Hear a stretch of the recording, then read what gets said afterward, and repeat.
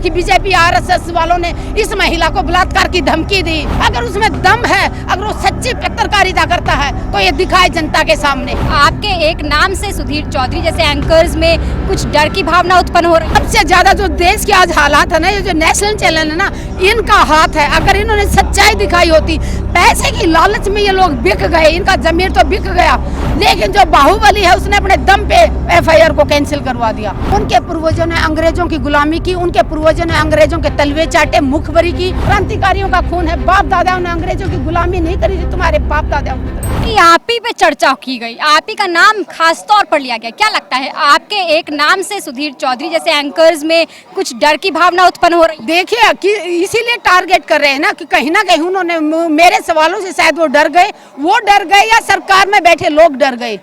हो सकता है कि उनसे ऊपर उनके आका जिनके इशारे पे वो कोई अपने दिमाग से नहीं बोल रहा, उनको तो एक लिख के दिया जाता, आका भेजता लिख के, वो पढ़ते हैं। वैसे उनका दिमाग नहीं है, दिमाग होता तो वो सोचता, वो अक्कल लगाता। उसने ये तो बोल दिया कि ये वो आरोपी के आंदोलन में गई, उसने ये क्यों नहीं बताया कि इस औरत ने, जिसको बार बार कह रहा था कि ये औरत, उसने ये क्यों नहीं बताया जनता को कि इस औरत ने 810 दिन तक रिले हंगर स्ट्राइक की, 2.25 साल तक एक टाइम खाना खाया। उसने ये क्यों नहीं बताया कि इस औरत ने 11 दिन तक आमरण अनशन किया था इसी जंतर मंतर पे, बंगला नंबर 5 के सामने। उसने ये क्यों नहीं बताया कि दिल्ली पुलिस ने 2 बार घसीट के, कभी मंदिर मार्ग थाने में, कभी पार्लियामेंट थाने में घसीट के ले गई, ये वही महिला है। उसने ये क्यों नहीं बताया कि बीजेपी आरएसएस वालों ने इस महिला को बलात्कार की धमकी दी और 14 महीने में दिल्ली पुलिस ने मेरी एफआईआर दर्ज करी थी और आज भी 30 हजारी कोर्ट में केस चल रहा है।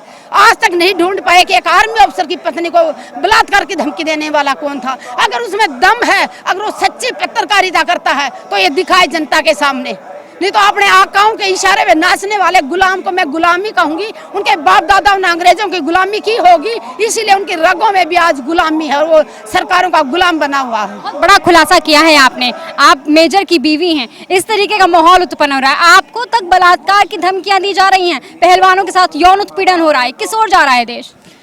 सबसे ज्यादा जो देश के आज हालात है ना, ये जो नेशनल चैनल है ना, इनका हाथ है। अगर इन्होंने सच्चाई दिखाई होती, पैसे की लालच में ये लोग बिक गए, इनका जमीर तो बिक गया।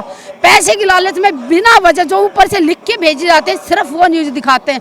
देश में बेरोजगारी इतनी ज्यादा बढ़ी हुई है, देश में भूखमरी इतनी ज्यादा बढ़ी हुई है, महिला कितनी असुरक्षित है उसके बारे में कोई बात नहीं कर रहा। बेटियां यहाँ पीड़ित बैठी हुई हैं, 1 महीने से बेटियों के नहीं दिखा रहे, उल्टे सवाल बेटियों से किए जा रहे हैं। सबूत दिखाओ, तुम इतने दिन चुप क्यों रही?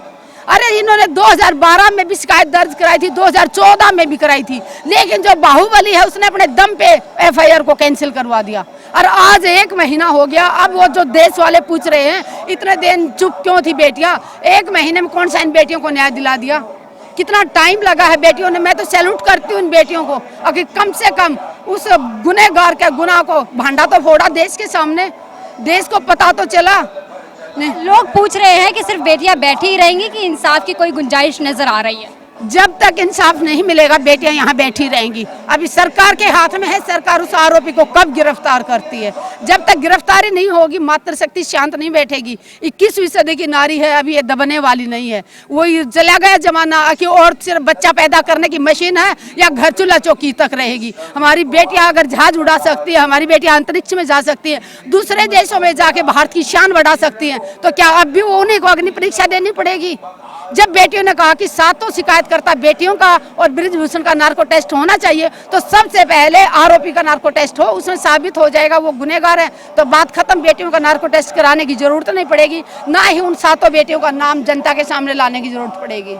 बृजभूषण चूंकि बहुत दिनों से तो इन सारी चीज़ों से कतरा ही रहे थे, अब चूंकि नार्को टेस्ट के लिए हामी भर दी है, क्या लगता है इसके पीछे बड़े नेताओं का दबाव है, अपना खौफ है, या एक बार अपने आप को वो सही साबित करना कोशिश कर रहे हैं? देखिए वो सही नहीं है। बेटियों ने जो बताया है 101% बेटियां सच बोल रही हैं। इतने बड़े लेवल पे आके कोई भी बेटियां कोई भी ऐसे झूठा आरोप नहीं लगा सकती। बेटियां जो कह रही हैं वो सच है और वो अपने गुनाहों को छिपाने के लिए तरह तरह के हथकंडे अपना रहा है। उसके सारे हथकंडे फेल हो चुके हैं। अभी उसने जितना भी आरोप लगाना था आंदोलन को बदनाम करने के लिए या आंदोलन में जो साथ देने वाले लोग थे उनको टारगेट किया उसने। मैं बता देना चाहती हूँ, हम किस मिट्टी के बने हैं तू पहचान नहीं सकता। आखिरी सांस तक अन्याय के खिलाफ आवाज उठाते रहेंगे और तेरे जैसे गुंडों को जब तक जेल नहीं भेज देते आंदोलन जीवी हैं, जो गर्व से कहते हैं अन्याय के खिलाफ आवाज उठाना, पीड़ित परिवारों का साथ देना। अगर किसी को आंदोलन जीवी लगता है तो गर्व से कहती हूँ मैं, हाँ मैं आंदोलन जीवी हूँ, क्योंकि मेरी रगों में क्रांतिकारियों का खून है। बाप दादाओं ने अंग्रेजों की गुलामी नहीं करी थी तुम्हारे बाप दादाओं की तरह। तुम पत्रकारिता करते हो, आज सरकार की गुलाम करे, तेरे बाप दादाओं ने अंग्रेजों की गुलामी की थी। बहुत शुक्रिया समय देने के लिए। इस वक्त हमारे साथ सुदेश गोयल जुड़ी हुई थी, जिन्होंने बताया कि किस तरीके से पहलवान अपनी लड़ाई में लड़ते रहेंगे। आपकी क्या कुछ राय है, कमेंट सेक्शन में लिखकर जरूर बताइएगा। चलती हूँ, नमस्कार।